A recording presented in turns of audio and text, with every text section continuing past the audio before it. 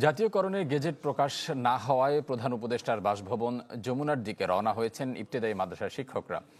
এর আগে প্রেসক্লাবের সামনে ৫ দফা দাবিতে ২১তম দিনের মতো বিক্ষোভ শুরু করেন তারা। দুপুরে যমুনার দিকে রওনা হন শিক্ষকরা। তাদের অভিযোগ, আমলাতান্ত্রিক জটিলতা ও প্রতিহিংসার কারণে ইবতেদায়ী শিক্ষকদের বঞ্চিত করা হচ্ছে। ধাপে ধাপে সব ইবতেদায়ী মাদ্রাসা জাতীয়করণ ঘোষণার ৯ মাস পেরিয়ে গেলেও তা বাস্তবায়ন না হওয়ায় আবারও আন্দোলনে নামতে বাধ্য হয়েছেন তারা।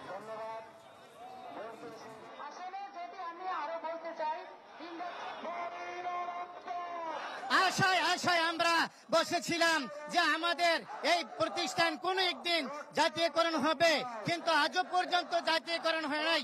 আজ অবধি আমাদের কোনো ফাইল উপদেষ্টা মহলের কাছে পৌঁছায় নাই। কেন এই বৈষম্যের শিকার আমরা? জাতির কাছে প্রশ্ন যে মাদ্রাসা শিক্ষাকে কেন পিছিয়ে রাখা হয়েছে। এটা আমাদের দাবি, আমাদের ন্যায্য দাবি সরকারকে মানতে হবে। দর্শক, এ নিয়ে আরো বিস্তারিত জানাতে এই মুহূর্তে আমাদের সাথে যুক্ত হচ্ছেন সহকর্মী সুলতান মাহমুদ আরিফ। আমরা যাচ্ছি তার কাছে। আরিফ, আপনি তো প্রধান উপদেষ্টার বাসভবন যমুনার সামনে রয়েছেন, এখানে সেখানে অবস্থান করছেন আন্দোলনকারীরা। কি বলছেন তারা এখন পর্যন্ত, সবশেষ পরিস্থিতি কি?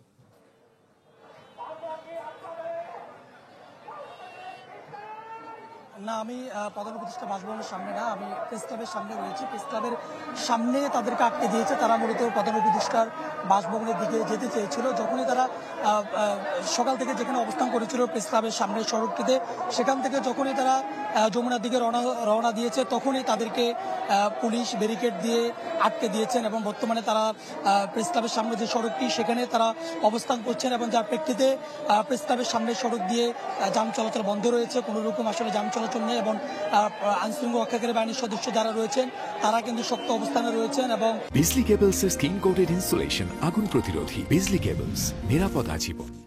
এখানে প্রচুর সংখ্যক পুলিশ সদস্যরা এখানে রয়েছেন এবং কোনো ক্রমে তাদেরকে আসলে যমুনার দিকে যেতে দিতে চাচ্ছেন না। এবং অপরদিকে আন্দোলনকারী যারা রয়েছেন, অর্থাৎ ইবতেদায়ী মাদ্রাসার যে সমস্ত শিক্ষকরা রয়েছেন, তারা বলছেন যে প্রায় ৪০ বছর ধরে নানান রকম অনিয়মের শিকার তারা হয়েছেন, মানবেতর জীবনযাপন করছেন এবং যতটুকু সরকারের পক্ষ থেকে সুযোগ সুবিধা পাওয়ার কথা তার কিছুই তারা পাচ্ছেন না। যার কারণে ৭,০০০ মাদ্রাসার যে মাদ্রাসা, সেই মাদ্রাসার শিক্ষকরা বঞ্চিত হচ্ছেন।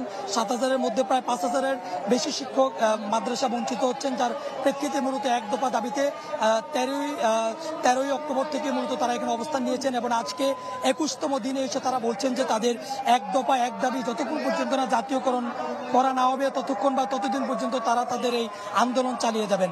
এবং তারই প্রেক্ষিতে আমরা দেখেছি যে গত ২ দিন আগে তারা যখন সচিবালয়ের দিকে যাওয়ার চেষ্টা করেছে, তাদের উপরে লাঠিচার্জ করা হয়েছে এবং আজকে তারা তাদের দাবি আদায়ে, অর্থাৎ জাতীয়করণের যে দাবি, সেই দাবি আদায়ে যখনই যমুনার দিকে যেতে চেয়েছিলেন, পুলিশ তাদেরকে আটকে দিয়েছেন।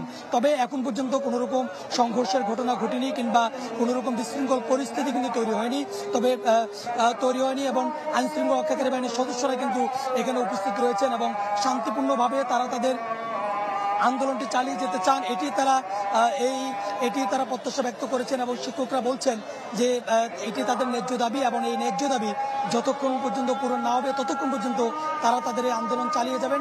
রাজপথ তারা ছাড়বেন না। বর্তমানে তারা সড়কে অবস্থান করছেন এবং তাদের অবস্থানের প্রেক্ষিতে প্রেস ক্লাবের সামনে যে সড়কটি, সেই সড়কটি দিয়ে যান চলাচল বন্ধ রয়েছে এবং এটি ঠিক কতক্ষণ অবস্থান করবেন সেটি বলা যাচ্ছে না। তবে তারা বলছেন যতক্ষণ পর্যন্ত না কোনো রকম সিদ্ধান্ত না আসবে ততক্ষণ পর্যন্ত তারা অবস্থান চালিয়ে যাবেন। ফারুক, আরিফ, আপনাকে অসংখ্য ধন্যবাদ।